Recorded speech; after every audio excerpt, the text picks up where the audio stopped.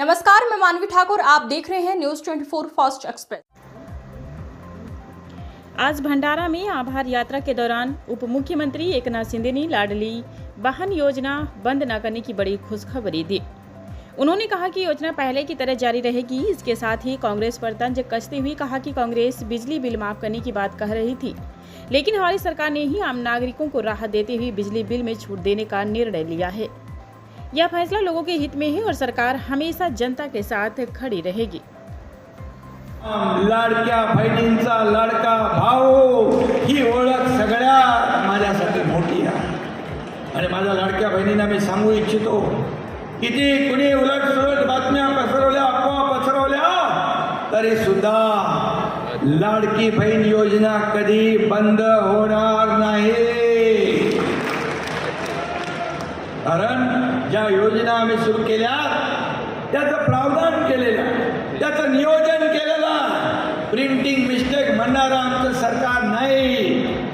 आता गेल्या काही वर्षापूर्वी निवडणुकीमध्ये काँग्रेस सरकारने सांगितलं वीज बिल आम्ही माफ करू। सरकार आलं सत्तेत आल्याबरोबर वीज बिल लोकांना धडाधड गेली।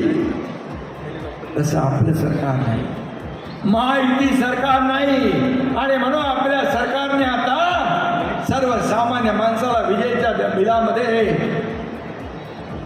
सूट दिली पाहिजे म्हणून मुख्यमंत्री महोदयांनी देखील आता विजेच्या बिलामध्ये सूट देण्याचा महायुती सरकारने आपला निर्णय घेतला। खरं म्हणजे सर्वसामान्यांचं सरकार, गोरगरिबांचं, आणि म्हणूनच या महाराष्ट्रातल्या जनतेने आपण 80 जागा लढवल्या, 60 जागा जिंकल्या। हा ऐतिहासिक विजय। जनता जनार्दनाने देखील तुमच्या शिवसेनेवर शिक्कामोर्तब केलं, धनुष्यबाणावर शिक्कामोर्तब केलं। कारण आपली शिवसेना आणि धनुष्यबाण काँग्रेसला दावणीला बांधण्याचं पाप ज्यांनी केलं, सत्तेसाठी खुर्चीसाठी पण, हा एकनाथ शिंदे बाळासाहेबांचे विचार, हिंदुत्वाचा विचार याबाबत सत्तेसाठी कधी प्रतारणा करणार नाही, कधी तडजोड करणार नाही, हा शब्द मी आपल्याला देतो।